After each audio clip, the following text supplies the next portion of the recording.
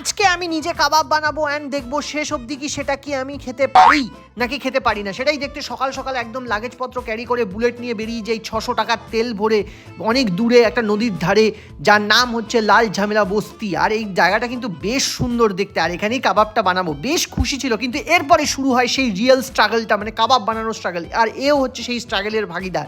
আর আমি তো বেশ এক্সাইটেড ছিলাম, কিন্তু কাজ তো অনেকটাই করতে হবে। কয়লা ফয়লা দিয়ে বারবিকিউর মেশিনটা তৈরি করি, তারপর রিং রিং কাগজের বানিয়ে নিয়ে তার মধ্যে কেরোসিন ঢেলে আগুন জ্বালিয়ে কি দাবানল জ্বলে গেছে।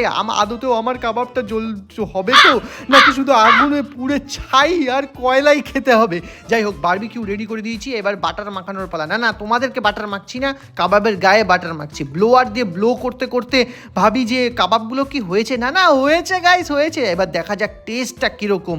মোটামুটি গ্রিন চাটনি আর টমেটো সস দিয়ে দেখি কীরকম খেতে লাগে। এই ভাই, রিয়েলি ভালো হয়েছে কাবাবটা।